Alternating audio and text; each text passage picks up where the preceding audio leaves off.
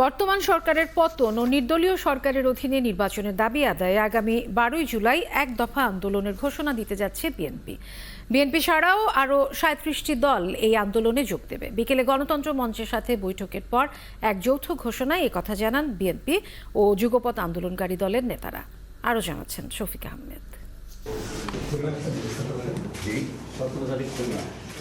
বিএনপির সাথে যুগপৎ আন্দোলনকারী দল এবং জোটের ধারাবাহিক বৈঠকের অংশ হিসেবে গুলশানে বিএনপি চেয়ারপারসনের কার্যালয়ে লিয়াজো কমিটির এই বৈঠক। বিএনপির মহাসচিব সহ সিনিয়র নেতাদের সাথে বৈঠক করেন গণতন্ত্র মঞ্চে থাকা 6টি রাজনৈতিক দল। পরে যৌথ ঘোষণায় জানানো হয় 12 জুলাই বিএনপি এবং তাদের সাথে থাকা 37টি রাজনৈতিক দল সরকার পতন এবং নির্দলীয় তত্ত্বাবধায়ক সরকারের অধীনে নির্বাচনের দাবিতে এক দফার ঘোষণা দেবেন।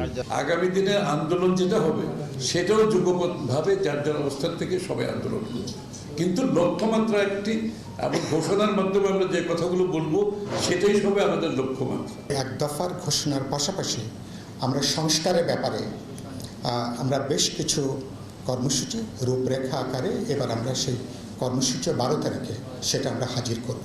বিএনপির এই নেতা জানান, জনগণ তাদের নিজেদের ভোটাধিকার পুনঃপ্রতিষ্ঠার বিষয়ে এখন চূড়ান্ত সিদ্ধান্ত নিয়েছে।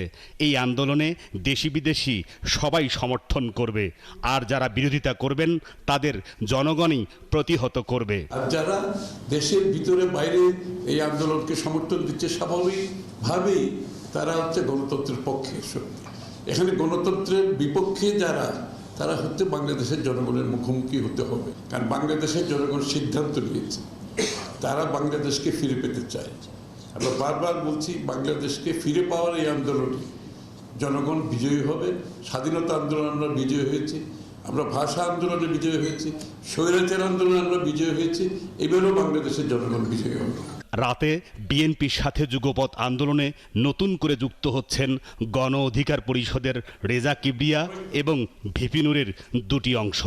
বৈঠক হবে এলডিপির কর্নেল অবসরপ্রাপ্ত অলি আহমেদের সাথে এবং লেবার পার্টির মোস্তাফিজুর রহমান ইরানের সাথেও। শফিক আহমেদ, 71, ঢাকা।